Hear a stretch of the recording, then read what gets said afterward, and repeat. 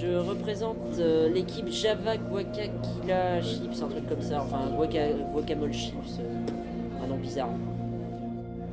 Du coup, on est l'équipe Notepad. Alors, nous, on est les Naked Ninja Team. Enfin, on est la Naked Ninja Team, on est les deux. Alors moi je représente Tugbot, le robot Tug. L'équipe de Happy Technologies. Avec Kadok, Voilà. comme IA. Je représente l'équipe du Minissa. Je représente l'équipe d'Actéo, de mon prénom et du prénom de Théo, voilà, complètement. Qu'est-ce que ça a été votre stratégie pendant la préparation? Alors, la stratégie. Déjà, en fait, moi, j'ai commencé par faire un espèce de socle, un framework, quoi, un SDK. Et après, donc en fait, le but, c'était d'avoir quelque chose de plutôt simple à manipuler. Et donc ensuite, une fois que j'avais un algorithme, forcément le premier truc qu'on cherche, c'est un algorithme de recherche de chemin pour arriver à trouver un chemin entre deux points dans le labyrinthe qui soit valable. Donc une fois qu'on arrive à trouver ça dans un temps correct, après on commence à se concentrer un peu sur l'IA. Donc là j'avais, en gros j'ai mis quelques semaines à faire le SDK et puis après je me suis concentré sur les stratégies. C'est une stratégie de piège. J'essaye de piéger le poulet, de le manipuler un peu pour l'envoyer dans un endroit où je veux le piéger. Stratégie pour gagner.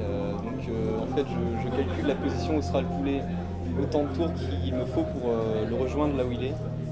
Donc c'est-à-dire que si le poulet est à 30 cases de moi, je calcule 30 tours en avance et je calcule 30 tours en avance où il sera à ce moment-là.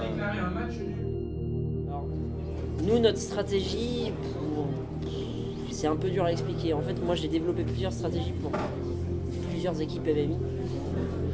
Donc, du coup, la stratégie de notre équipe, je crois, c'est chercher le poulet là où il y a l'intersection le plus... Oh, c'est trop complexe. Alors ma stratégie a été d'aller chercher la potion d'invisibilité, de me placer à un endroit stratégique afin de définir le chemin du poulet et ensuite d'utiliser ma potion afin qu'il puisse partir dans cette direction et ensuite aller sur lui, puisqu'en fait il recalcule son chemin cause intersection, donc mon but c'était d'arriver vers lui avant qu'il puisse lui arriver à une intersection. En fait, on a une stratégie assez simpliste, c'est-à-dire on a prévu 3 déplacements, tout au plus.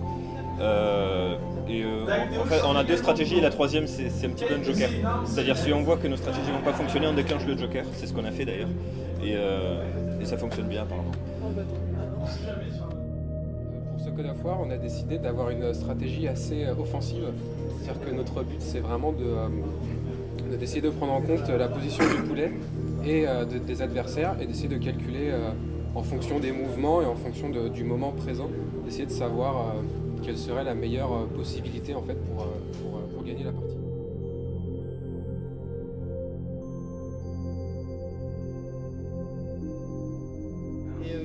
Et on voulait savoir un peu comment vous trouviez l'événement. C'était sympa le cadre. Ouais, c'est sympa. Après, il y a toujours quelques petits problèmes, c'est normal. Voilà, de connexion par exemple.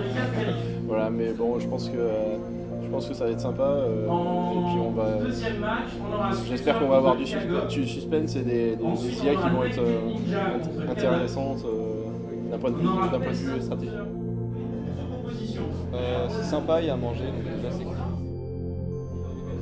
Ouais, c'est assez sympa, c'est convivial. Les gens rigolent.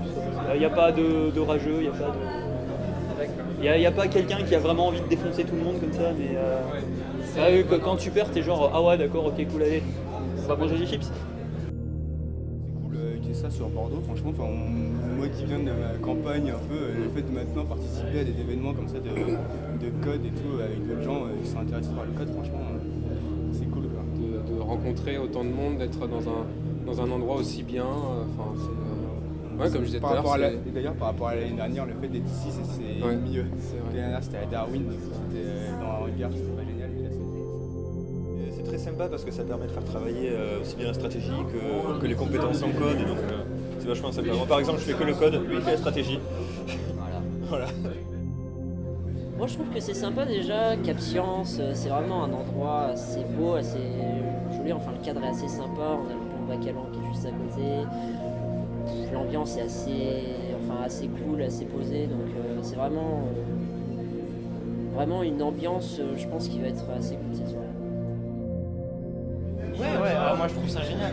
Il y a des chips, donc c'est bien. Moi je trouve ça bien. C'est parfait.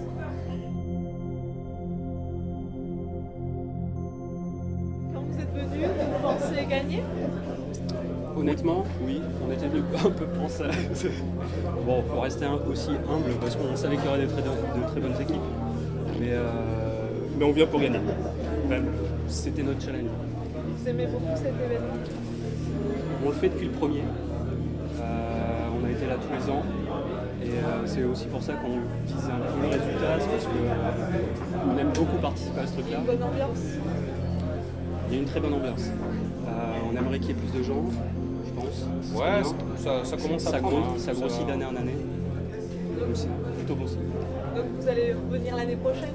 Très certainement.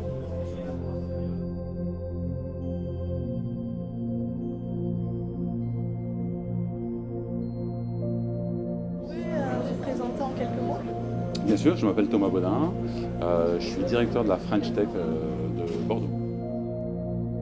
Oui, tout à fait. Donc Christophe Charles, je suis président de French Tech. Et voilà, donc comme partenaire de l'événement, je suis venu voir un petit peu ce qui se passe ici. Comment trouvez-vous cet événement?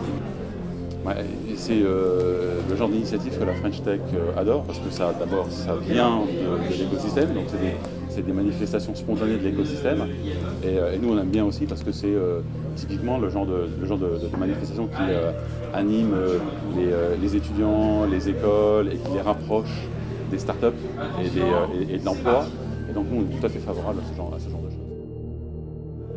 Génial, super ambiance. Là, je suis arrivé au moment des demi-finales, donc j'ai pas tout suivi, mais la frénésie a l'air de monter, les équipes sont impatientes de voir le résultat, donc ça m'a l'air super.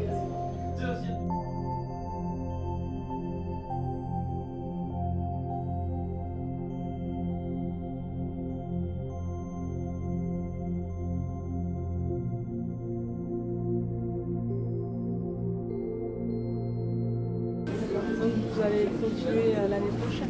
Ouais, moi je pense que non seulement on va continuer l'année prochaine, alors pour la première fois cette année nous on a officiellement soutenu le God of War et je disais aux organisateurs et à David notamment qu'il fallait se donner de l'ambition et que l'objectif à mon avis pour l'année prochaine c'est de dire bah voilà, on l'a organisé sur Bordeaux cette année, que l'année prochaine on va fédérer les métropoles French Tech et on va faire un God of War à l'échelle nationale.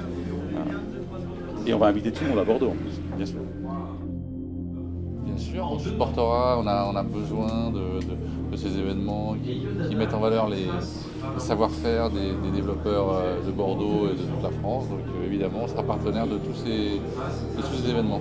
C'est important pour la French Tech de montrer la qualité des développeurs à Bordeaux et ailleurs.